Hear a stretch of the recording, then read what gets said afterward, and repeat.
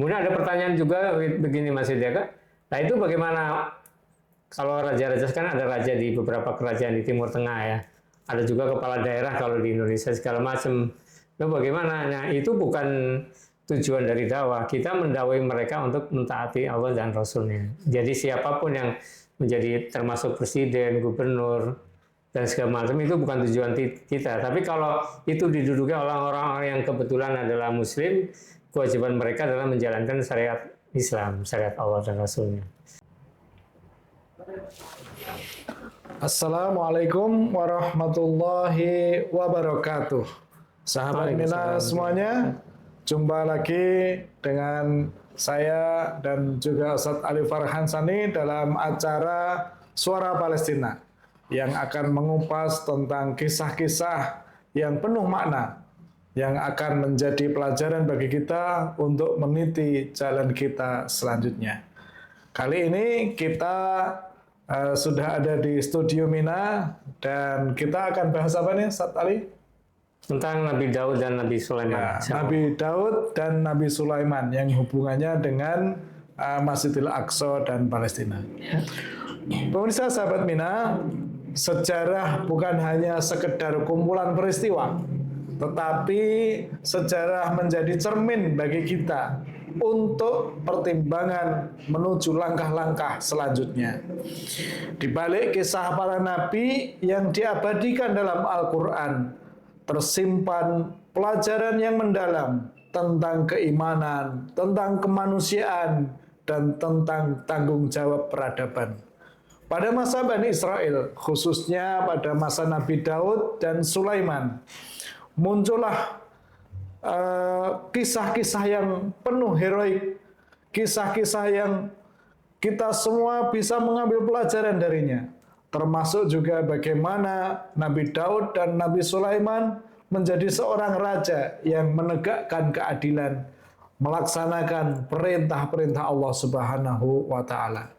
Namun pada hari ini sejarah itu dipelintir, sejarah itu digunakan untuk melegalisasi penjajahan dan kezaliman. Itulah yang dilakukan oleh Zionis Israel atas nama agama. Mereka menindas, menjarah, membunuh rakyat Palestina karena klaim agama mereka yang mereka katakan ada dalam kitab suci mereka. Pada malam hari ini kita akan membahas secara mendalam tentang bagaimana sebenarnya kerajaan Nabi Daud dan Nabi Sulaiman di Palestina dan apa sebenarnya misi yang mereka jalankan sehingga hari ini kita bisa mengambil pelajaran yang sangat berharga. Tapi sebelum kita masuk ke bahasan inti, kita ingin sedikit menyapa dulu ya kepada Ustadz Ali Farhan. Ustadz, bagaimana kabarnya malam ini?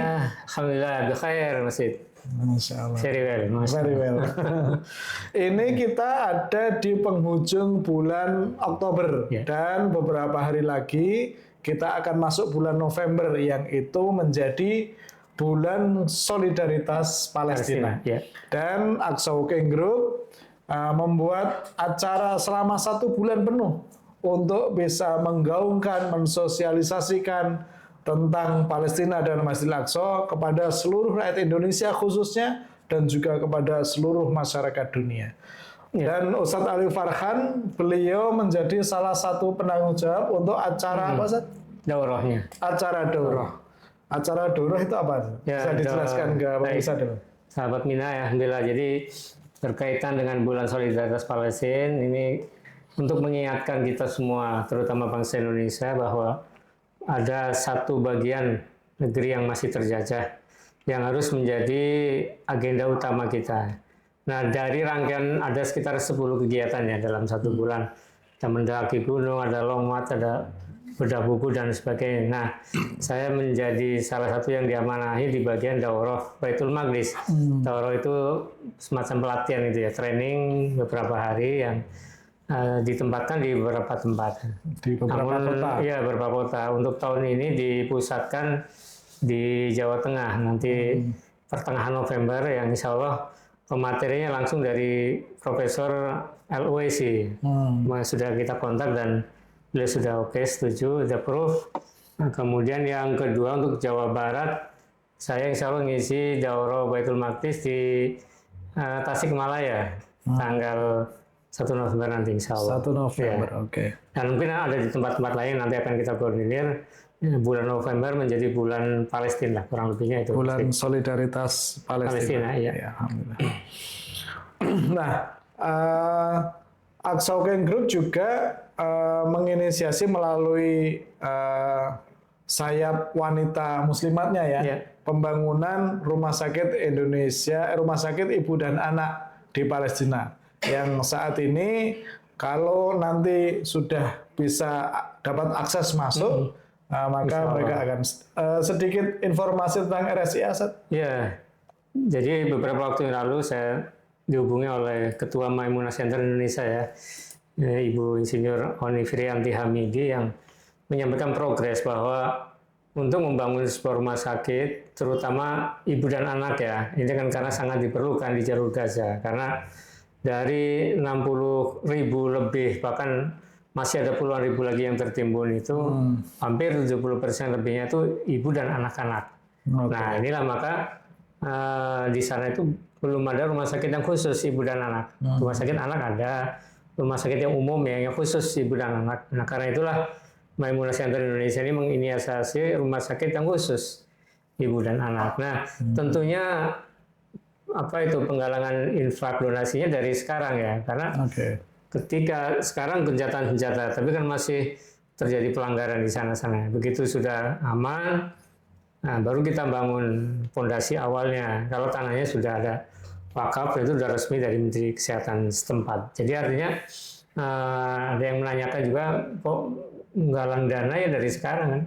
Nanti begitu kapan waktunya dibuka, nggak usah ya langsung masuk bertahap, dan ini prosesnya jangka panjang. Kemudian yang kedua, dari 13 rumah sakit hampir mungkin 90% rusak ya masjidnya, dibombardir. Jadi artinya memang rumah sakit ini menjadi kebutuhan yang sangat vital, di samping makanan, minuman itu pastilah, pangan ya, rumah sakit, karena untuk mengobati yang terluka, yang bahkan ada beberapa yang harus penanganan khusus, bahkan operasi-operasi selama ini tidak pakai bius segala macam, karena memang nggak ada, itu Masya Allah dengan alat apa adanya. Jadi menurut hemat saya ya rumah sakit ibu dan anak ini sangat perlu terus kita dukung sampai ya jariah kita lah ya terwujud di sana Insya Allah. Pemirsa, sahabat Mina semuanya, bagi yang ingin bergabung di live TikTok, silahkan bergabung. Kali ini kita akan bicara tentang Nabi Daud dan Nabi Sulaiman. Tapi ada pertanyaan ya Ustaz, dari Aku Cah Kerjo, ini berarti penggemarnya Via Valen ini. Ustaz, di mana daurahnya di Jawa Tengah November mendatang? Oke, barakallah. Jadi insya Allah nanti ini masih dibahas, bahkan malam ini kita ada 2 acara nih Mas Wid, saya siaran, ini sekaligus sekali ngelirik hasil musyawarah Daurah Baitul Maqdis, sudah beberapa kali. Jadi untuk tahun kemarin di Lampung ya, untuk wilayah Lampung, Sumatera sama Jabodetabek ikut juga. Nah tahun ini untuk 4 wilayah Mas Wid, Jawa Tengah Utara itu Semarang pusatnya, Jawa Tengah Selatan Wonogiri ya pusatnya, kemudian Banyumas Raya di Cilacap, ditambah wilayah ya, Itasel ya. Nah tempatnya ada 2 pertimbangan, yang pertama di Semarang atau yang kedua di Banjarnegara. Nah tanggalnya tanggal 21, 22, 23 November, Jumat, Sabtu, Ahad. Jadi full 3 hari belajar langsung dengan Profesor Al-Owaisi untuk mempelajari strategi pembebasan Al-Aqsa. Jadi boleh, bukan yang pokok untuk 4 wilayah, tapi kalau dari wilayah lain mau hadir juga boleh. Nanti setelah fix akan dikirim pengumuman flyer segala macam. Jadi insya Allah itu masih. Ya, jadi pemirsa, sahabat Mina semuanya, ikuti terus update informasinya tentang Bulan Solidaritas Palestina. Mudah-mudahan kita semua mendapatkan keberkahan dari acara tersebut. Nanti kita infokan lewat pemberitaan di Mina. Siap. Update-nya. Baik, Ustaz, kita ke materi tentang Nabi Daud dan Nabi Sulaiman. Nabi Daud dan Nabi Sulaiman ini selain beliau menjadi seorang nabi, Iya. tetapi juga mereka berdua menjadi raja. Ya, betul. Raja untuk wilayah yang cukup luas. Nah, sementara kalau Nabi Muhammad, beliau tidak menjadi raja. Betul. Beliau hanya menyampaikan misi kerasulan, menyampaikan wahyu kepada umat manusia. Bahkan Rasulullah SAW ketika ditawari menjadi raja, beliau nggak mau. Sebenarnya apa nih, Sat? Perbedaan antara Nabi Daud, Nabi Sulaiman dengan Nabi Muhammad SAW dari sisi kekuasaan dan keimanannya. Iya, betul ya. Jadi kalau sahabat Mina menyimak sebelumnya, tapi kita akan ulang lagi supaya terus kita update ya. Kan kita sudah bicara mulai dari Nabi Adam, Nabi Ibrahim, Nabi Yakub. Nah, anak keturunan Nabi Yakub atau disebut dengan Bani Yakub atau Bani Israel lah, itu kan sampai masa Nabi Yusha bin Nun, ini setelah Nabi Musa, itu mereka dipimpin oleh Nabi, kemudian setelah itu dipimpin oleh para hakim. Ini sebelum kerajaan, jadi hakim-hakim memimpin. Nah, kemudian ya itulah karakter Bani Israel kurang puas dipimpin oleh hakim-hakim, maunya oleh seorang raja, karena pada waktu itu kan di Kekaisaran Romawi, Persia kan mereka kaisar ya, ada raja-raja, jadi kita pengen dong kayak gitu. Nah, kemudian oleh Nabi Samuel, nama Nabi waktu itu juga, ini masih kelanjutan Nabi Musa, dia menghadaplah ke Nabi Samuel. Nah, gimana Nabi Samuel, kita pengen dipimpin oleh raja, kurang lebihnya begitu. Ya udah, akhirnya dengan mohon petunjuk Allah ditunjuklah Tolut untuk menjadi, atau Saul atau Tolut menjadi raja. Berarti itu sebenarnya juga atas aspirasi. Iya, aspirasinya minta dikasih, tapi begitu dikasih nggak mau juga. Kenapa? Karena Tolut ini bukan dari kalangan orang kaya. Dia orang biasa, bahkan ada yang menyebut penggembala kami, wah ini kalau rajanya begini, ya enggak, nanti kan akan bersaing dengan raja-raja lain. Nah, itulah dipilih raja seperti itu nggak bisa, nggak mau juga. Nah, habis itu dilanjutkan, nanti kita akan lanjut ya, dilanjutkan Nabi Daud. Wah ini hebat, tapi masih kurang puas juga. Kasih Nabi Sulaiman yang menguasai semua raja, bahkan binatang, ya jin, segala macam. Tapi tetap sudah dikasih ini, tetap aja masih banyak yang tidak taat kepada raja itu yang sekaligus Nabi. Coba, tidak ada raja lagi sudah Nabi Sulaiman yang melebihi keunggulannya kan. Itu masih tetap ada yang tidak taat. Padahal gimana ya, sudah diberi permintaannya, sudah dipenuhi. Nah itu dia. Nah, dengan adanya dua raja, Nabi Daud kemudian wafat digantikan anaknya Nabi Sulaiman, jadi raja juga yang melebihi orang tuanya, itu berkuasa di wilayah Palestina. Nah, soalnya Nabi Sulaiman setelah mendengar dakwahnya Ratu Bilqis menggabungkan Palestina dengan Yaman. Ya, jadi waktu itu sudah digabung tuh Yaman, kemudian melintasi Saudi dengan Palestina, itu rajanya Nabi Sulaiman. Itu lebih luas lagi jangkauannya. Tapi tetap saja Bani Israel sebagian besarnya tidak beriman.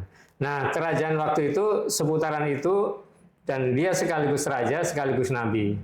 Nah, ada sedikit perbedaan ketika zaman Rasulullah SAW ya. Zaman Nabi waktu itu kan dipimpin oleh para kabilah-kabilah ya, suku-suku termasuk Aus, Hajrat, itu suku yang terkenal ya, yang memang sudah berperang udah puluhan tahun sebelum datangnya Islam. Nah, kemudian dakwah Nabi, dakwah personal kan, dengan perhatian segala macam. Nah, ketika dakwahnya makin meningkat, nah ditawari oleh ya kabilah-kabilah kafir Quraisy, gimana kalau engkau bisa jadikan raja atau pimpinan, nanti kita bikin kerajaan. Belum ada kerajaan, waktu itu belum ada.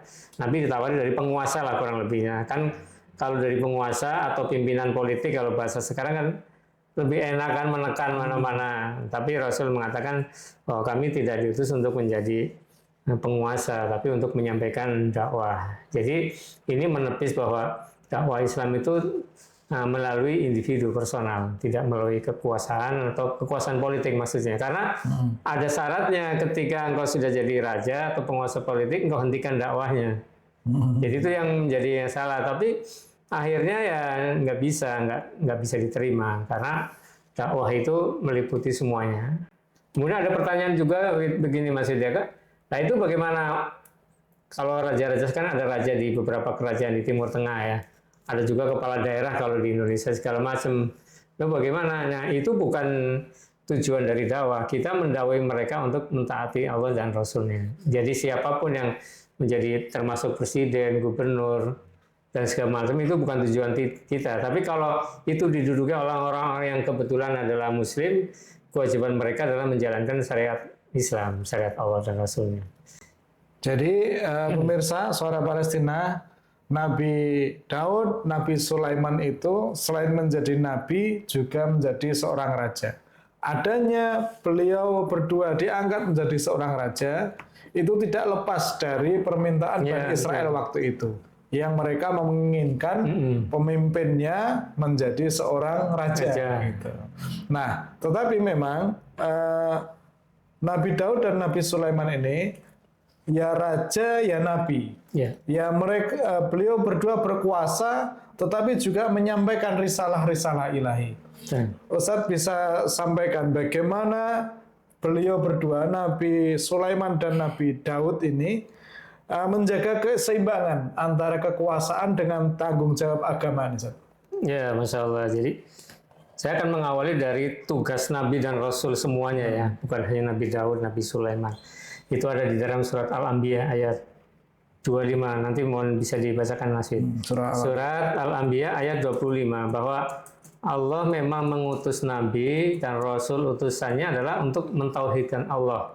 Ini sekaligus membantah isu, kan ada isu atau klaim lah bahwa Nabi Isa mengajarkan Kristen ya. Kemudian Nabi Daud termasuk Nabi Sulaiman itu arahnya ke Yahudi. Bahkan kalau kita klik di Abraham atau Google Abraham itu induknya Yahudi ya. Itu membantah semua bahwa semua nabi itu mengajarkan tauhid. Tidak mungkin masa Allah menurunkan banyak agama, masa Allah menyuruh menyembah selain Allah, itu kan tidak mungkin. Saya bacakan ayatnya. Al-Anbiya 25 ya. A'udzu billahi minasyaitonir rajim. Wa ma arsalna min qablika min rasulin illa nuhi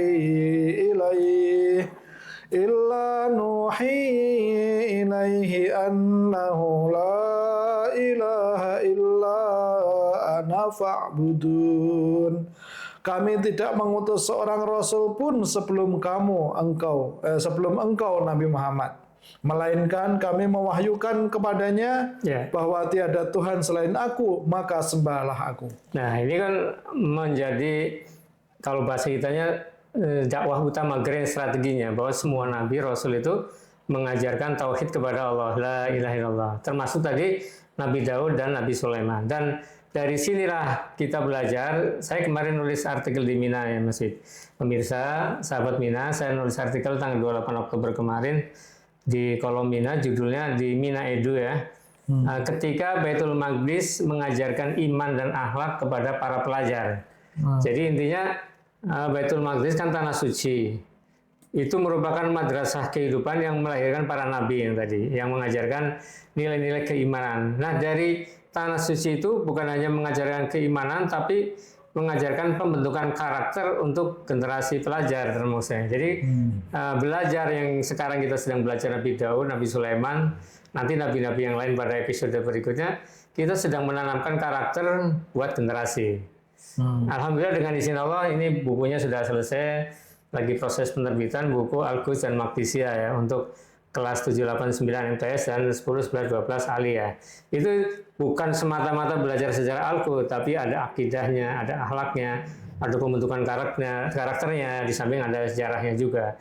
Jadi berbicara tentang Nabi Daud misalnya, Nabi Daud termasuk Nabi Sulaiman itu mengajarkan tauhid, mengajarkan keadilan. Jadi kalau ini apa yang bisa kita ambil, kita petik untuk sekarang. Jadi kalau kita diberi kekuasaan Allah sebagai pemimpin, baik itu di organisasi atau di perusahaan aja misalnya, ya minimal di rumah tangga itu ya mewarisi nilai-nilai Nabi Daud itu dengan keadilan. Kalau kita baru keluarga kecil, masa nggak bisa berbuat adil? Baru keluarga kecil dengan istri, anak, atau satu keluarga kecil. Nah itu nilai. Nah kita kalau bisa mengambil nilainya kan berarti harus belajar kita. Nah malam ini kita akan membahas Nabi Daud, diantaranya keadilannya, terus keberaniannya. Nanti kita akan mengulik ketika muda dia ikut pasukan apa kan. Termasuk Nabi Sulaiman, walaupun diberi kekuasaan yang Masya Allah tidak ada lagi kekuasaan setelah beliau, tapi beliau dikenal sebagai orang yang pandai bersyukur kepada Allah. Jadi seorang pemimpin atau orang yang diberi kekayaan apapun, dia harus menunjukkan rasa syukurnya kepada Allah, tidak langsung lupa diri. Nah, itu dua karakter Nabi Daud Sulaiman yang bisa kita petik untuk kita pelajari atau kita terapkan kepada anak-anak sekarang itu. Ya, ini ada pertanyaan di TikTok. Siapa yang pertama kali mengklaim tanah Palestina itu punya Israel? Nah, ini sebelum masuk ke sini, ini nanti kita akan jawab. Tetapi kita masih tentang Nabi Daud dulu, Ustaz. Saya sambungkan dengan pertanyaan begini. Nabi Daud itu dan Nabi Sulaiman adalah nabi dan utusan Allah yang membawa agama tauhid, yaitu agama Islam. Tetapi saat ini oleh Yahudi diklaim sebagai itu adalah nabi mereka, nabi yang mengajarkan agama Yahudi. Bagaimana mungkin gitu, Ustaz? Bagaimana mungkin Nabi Daud, Nabi Sulaiman yang mengajarkan agama tauhid, tapi kemudian diklaim oleh Yahudi menjadi nabi mereka dan mengajarkan agama Yahudi? Gimana, Ustaz? Ya, ini pada waktu Nabi Yakub sudah dibahas, tapi kita akan terus ulang lagi bahwa Nabi Yakub sendiri ketika akan wafat, dia panggil anak-anak yang 12 itu. Masih hidup semua tuh anak-anak yang 12. Waktu itu sudah sampai ke Mesir ya. Nanti balik lagi, ada yang sebagian lagi balik lagi ke Palestina zaman setelah Nabi Musa. Dia menanyakan kepada anak-anaknya, apa yang akan kalian sembah? Mata buni ba'di, apa yang kalian sembah sesudahku nanti? Nah, mereka semua anak-anaknya 12 mengatakan, saya akan menyembah Tuhanmu, Tuhannya Nabi Ibrahim, dan saksikan bahwa nahnu muslimun, kami adalah orang-orang muslim. Jadi mereka anak-anaknya pengakuan semuanya menyatakan diri sebagai Islam. Islam artinya bertauhid kepada Allah. Nah, ini semuanya mengaku. Jadi artinya ini yang pertama. Kemudian dari sisi sejarah sekarang, Yahudi sebagai agama itu muncul sekian abad setelah Nabi Yakub wafat, bahkan setelah Nabi Musa. Mereka semuanya Bani Israel ya. Tapi belum membentuk agama. Nah, agama kan buatan baru nih, buatan manusia. Lalu bagaimana mungkin tadi Nabi Yakub sebagai orang yang mengajarkan katakanlah Yahudi ya, atau diklaim sebagai induknya atau sebagai nabinya Yahudi, sementara ketika zaman Nabi Yakub agama Yahudi itu belum ada. Anak-anaknya memang namanya Bani Israel, tapi mereka belum membentuk agama Yahudi, masih Muslim walaupun ada yang berbuat jahat kepada Nabi Yusuf, tapi mereka tetap Muslim. Jadi ini yang bisa kita bantah klaim tersebut, itu sangat masuk akal. Masa nggak ada nabi agamanya belum ada, masa seperti Nabi Ibrahim induknya agama Yahudi. Agama Yahudi belum ada kok zaman Nabi Ibrahim. Kan secara logika aja. Tapi itulah. Nah, ketika sebelum zaman internet, semua narasi itu diklaim oleh Yahudi Zionis. Nah, begitu ada internet semuanya terbuka lebar. Nah, kita karena itulah tadi pentingnya narasi perjuangan itu akan sampai ke sini. Nah, di sini termasuk pentingnya kantor berita Mina. Nah, kita kan termasuk tadi kisah-kisah Nabi segala macam kita tampilkan di Mina bahwa ini loh yang jawaban kita terhadap klaim-klaim Yahudi. Jadi kita belajar sejarah itu membetulkan, meluruskan sesuai dengan jalurnya. Ulang lebih itu, jadi semuanya Muslim. Ayatnya tadi sudah sangat jelas juga. Ya, jadi jelas bahwa Nabi Daud, Nabi Sulaiman, beliau berdua adalah seorang Muslim yang mengajarkan agama tauhid, yaitu agama Islam. Adapun klaim Yahudi yang mengatakan bahwa Nabi Daud dan Nabi Sulaiman mengajarkan agama Yahudi sebenarnya terbantahkan dari fakta-fakta sejarah dan fakta-fakta yang ada dalam kitab suci. Baik itu di Taurat, di Injil, ataupun di Al-Quran yang memang sudah jelas runutannya, beliau berdua adalah seorang Muslim, bukan seorang yang beragama Yahudi. Itu. Nah, Nabi Daud dan Nabi Sulaiman ini, beliau berdua tinggal dan memerintah kerajaan mereka di Palestina. Nah, di Palestina itu ada kota Yerusalem yang di dalamnya ada Masjidil Aqsa. Berarti memang ada keterkaitan yang sangat kuat antara Nabi Daud, Nabi Sulaiman Ya, dan pasti. Masjidil Aqsa. Ustaz bisa ceritakan Ya, oke. bagaimana kuatnya keterkaitan mereka berdua dengan Masjidil Aqsa sehingga ada klaim yang mengatakan bahwa di bawah Ya. Masjidil Aqsa itu ada kuil Sulaiman gitu. Ya, itu menarik memang karena lagi-lagi sejarah memang harus kita luruskan karena sejarah sebelumnya kan pemutarbalikan sejarah dibuat oleh Yahudi ya. Kalau mau dihitung ya bukan salahnya Yahudi, ya salah juga. Artinya kita lebih koreksi ya sejarawan Muslim berarti yang harus bergerak. Maka dari generasi muda kita saya harapkan ada yang berkecimpung di bidang sejarah. Memang ini pekerjaan tidak menarik ya Mas Ida. Nggak seperti misalnya jadi pengusaha, direktur. Ini tugasnya nulis, baca kan. Tapi ini menentukan peradaban dunia. Bukan lahan basah. Bukan lahan basah, dia duduknya di tempat yang kering ya. Jadi artinya, tapi ini dampaknya sangat besar terhadap tadi soal penjajahan kan karena sejarah tadi. Nah, sekarang ke tadi klaim ya, mereka menjadi penguasa di Palestina dan berpusat di Baitul Maqdis. Keduanya melanjutkan risalah Nabi Yakub untuk memuliakan Masjidil Aqsa. Jadi Masjidil Aqsa sudah ada, batas-batasnya sudah dibuat sejak zaman Nabi Adam. Walaupun bangunan seperti kubah kuning itu kan nanti pada zaman Umayyah ya, itu belum ada. Tapi lokasinya yang 14,4 hektar itu sudah ada. Nah, termasuk Nabi Daud membuat kalau sekarang master plan kota Al-Quds Yerusalem sudah dibuat sejak Nabi Yakub, ya, Nabi Daud tadi, termasuk di dalamnya Masjidil Aqsa. Nah, kemudian secara fisikly pembangunan penyempurnaannya itu oleh Nabi Sulaiman alaihissalam. Nah, tadi Nabi Sulaiman itu seorang muslim bertauhid kepada Allah. Secara logika kan, masa seorang muslim membangun kuil untuk menyembah Yahweh, Tuhan yang apa itu Tuhannya mereka. Itu secara logika aja enggak. Apalagi secara agama tadi Nabi Sulaiman itu muslim, dia membuat tempatnya ibadahnya ya masjid. Yang Masjidil Aqsa tadi yang sudah dibangun sejak Nabi Adam pondasinya, kemudian Nabi Ibrahim membangun apa itu tembok awalnya, kemudian Nabi Sulaiman lebih meninggikan lagi yaitu ibadah. Memang di dalamnya ada tempat khusus Nabi Sulaiman itu yang tadi diklaim oleh Zionis Yahudi.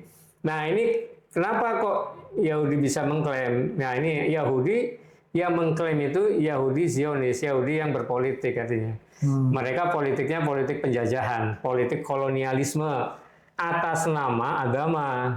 Theodor Herzl, pendiri Zionis, ketika rapat tahun 1897, Herzl ini bukan dari kalangan Robi, kalangan ulamanya, tapi dari kalangan politikus. Jadi bagaimana mempolitisir agama untuk mendukung politiknya. Politik kolonialismenya ingin menjajah Palestina, ingin di sana. Nah, gimana cara mengaitkannya? Nah, mengaitkannya, Nabi Daud itu Yahudi, Nabi Sulaiman itu membangun kuil. Nah, kita punya kuil di sana. Di mana? Yang sekarang ada masjid. Itu di bawahnya ada kuil. Makanya kita gali deh. Barangkali ada atas nama klaim. Nah, karena sebagian kita umat Islam tidak mempelajari atau kurang barangkali perhatian terhadap sejarah, kok iya ya. Nah, sekarang nggak bisa lagi, kita harus melawan klaim itu, bahwa secara sejarah, bahkan dari sisi arkeolog, tadi saya baca-baca dari sumber UNESCO, sumber-sumber yang lain itu, ternyata arkeolog Yahudi sendiri tidak menemukan di situ ada kuil Solomon. Adanya ya bangunan tempat ibadah, yaitu masjid. Ini kan terbantahkan oleh mereka. Nah, itu juga kita umat muslim harus punya pakar di bidang arkeologi. Kan nggak bisa, enggak ya, harus secara keilmuan harus dibuktikan dong. Secara sejarah, ahli sejarahnya. Secara arkeolog dijelaskan juga. Nah, itu tadi sehingga klaim itu lagi-lagi oleh arkeolog terbantahkan. Dan di dalamnya adalah Masjidil Aqsa. Nah, itu memang mereka berencana untuk meruntuhkan Al-Aqsa, nanti akan menaikkan kuil Solomon sebagai tempat ritual mereka. Makanya kalau sahabat Mina mendengar berita-berita yang di Mina juga disampaikan, kok hampir setiap hari Sabat misalnya atau kadang-kadang hari Selasa, kenapa orang-orang Yahudi bahkan pejabat Zionis ya Israel ikut mengadakan ritual di halaman di pelataran Masjidil Aqsa. Mereka ritualnya ritual Talmud karena di sini ada kuil Solomon. Nah kalau kita biarkan terus-menerus ya lama-lama hancurlah Masjidil Aqsa. Makanya kita harus kuat sejarahnya, harus kuat arkeolog dan kuat akidah untuk menjawab klaim-klaim tadi. Ya, Masya Allah ya.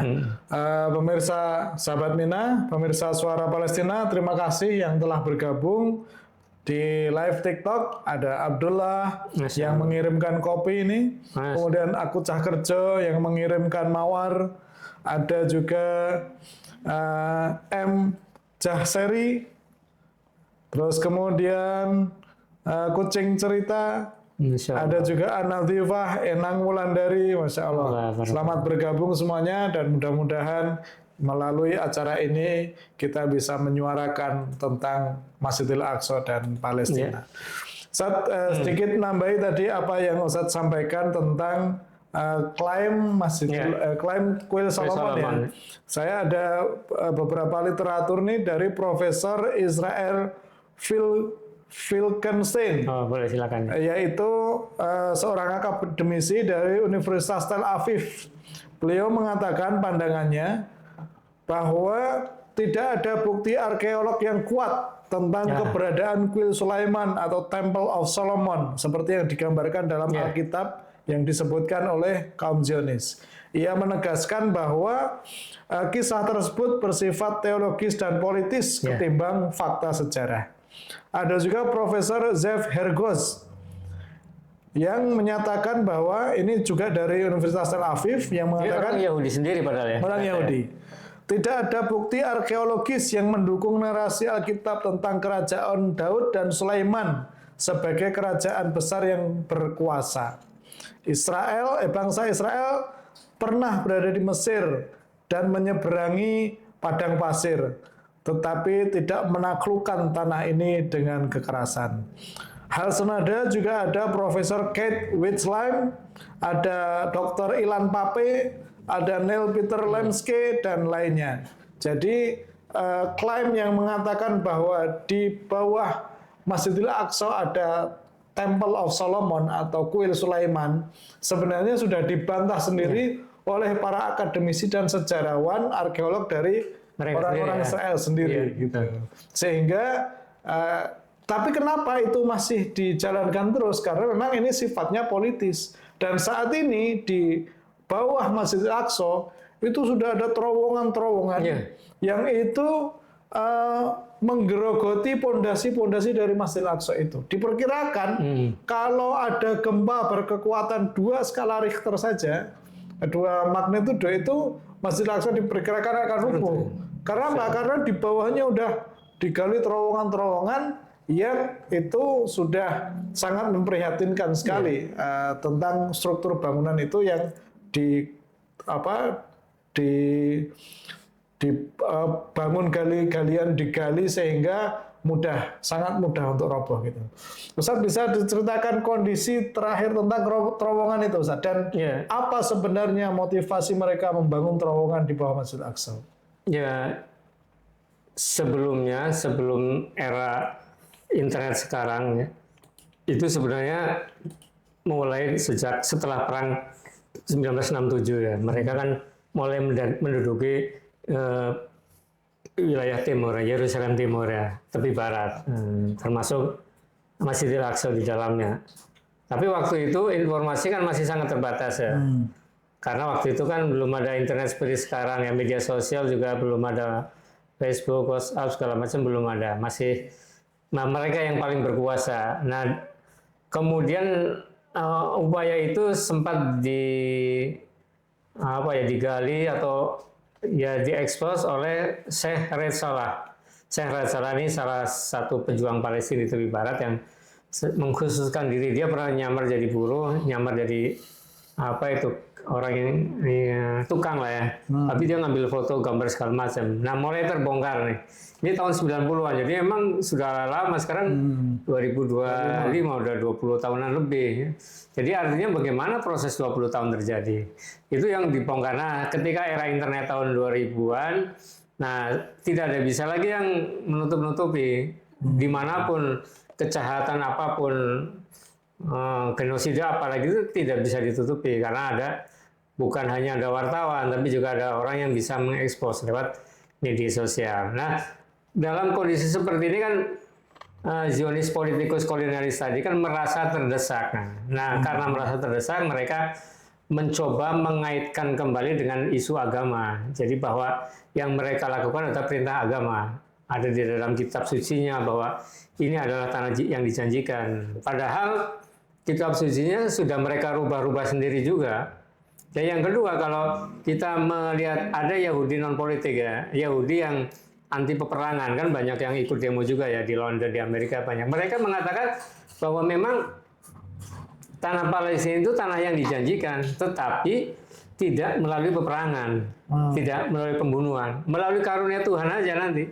Jadi artinya itu konsep Yahudi yang kuno, jumlahnya nggak banyak, sedikit. Tapi mereka mengatakan nggak bisa kalau mereka itu anti Zionis. Makanya sering demo kepada Netanyahu karena mereka menganggap ini melanggar ajaran Yahudi yang asli walaupun ciptaan manusia, tetapi tetap itu tidak boleh ada pelanggaran kemanusiaan. Tapi kan tadi klaim agamanya kemudian diubah oleh ya ambisi politik kolonialis sehingga yang itu diubah-ubah semua. Bahkan di Talmud kalau kita nanti bisa lihat di protokol Zionis juga disebut di situ bahwa selain agama, selain pemeluk Yahudi itu mereka adalah goyim, mereka adalah budak-budak, mereka adalah binatang-binatang, boleh diambil barangnya, boleh dicara, boleh dibunuh. Ini kan sudah tidak bersesuaian lagi dengan agama manapun, termasuk agama Yahudi yang awal didirikan sekitar 500 tahun sebelum Masehi. Kan ini mereka membuat klaim lagi yang kalau ini tidak dibantah dan tidak ada perlawanan narasi ya terus-menerus. Nah,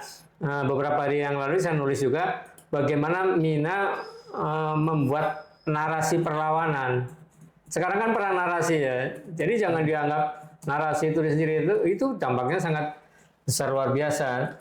Terjadinya perubahan di Eropa dari zaman kegelapan itu karena apa? Karena narasi Al-Quran yang disampaikan oleh para ilmuwan Muslim. Jadi untuk merubah dunia harus melalui narasi atau bahasa kitanya literasi atau ikro tadi ya Mas Fit ya. Inilah diantaranya yang tadi mereka pokoknya ngotot. Kemudian yang berikutnya mereka sangat meyakini bahwa kawasan Baitul Maqdis itu kemarin juga sudah kita singgung di dalam surat Al-Anbiya 71 alladzi barokna lil alamin. Jadi kawasan Baitul Maqdis itu sumber keberkahan seluruh alam. Mereka menerjemahkannya siapa yang menguasai Baitul Maqdis Palestina, dia akan menguasai dunia. Jadi kalau mereka terdesak, bahkan solusi dua negara juga mereka nggak setuju kan, maunya satu negara. Mereka kemudian terusir, nanti mereka nggak akan menguasai dunia lagi karena klaimnya siapa yang menguasai Palestina, menguasai dunia itu ayatnya sudah sangat jelas. Dan dari sekian puluh negara atau imperium ya, mulai dari Asuria, Persia, Babilonia, Romawi ya, termasuk sampai ke Turki Utsmani itu semuanya berkuasa menguasai Palestina sehingga menguasai dunia. Nah sekarang orang-orang Israel yang di-backup oleh Amerika Serikat itu nggak mau kehilangan kekuasaan pengaruhnya di Timur Tengah dan di dunia, makanya pegang terus itu Palestina. Jadi solusi dua negara mereka nggak setuju, maunya satu negara Israel. Bahkan yang terakhir itu mereka menyebutnya the Greater Israel, Israel Raya, bukan hanya Palestina, termasuk Suriah, termasuk Lebanon, bagian Arab Saudi, Mesir, semuanya mereka ingin kuasai. Makanya tahun kemarin itu ada 5 serangan Israel ke 5 negara dalam 1 tahun. Bukan hanya nyerang Palestina itu jelas, nyerang Iran bahkan ya melewati batasnya, nyerang Mesir juga sini, nyerang Yordania, nyerang mana Suriah juga Lebanon. Jadi memang demikianlah kolonialisme mereka dan ini nggak bisa dibiarkan kolonialisme ini.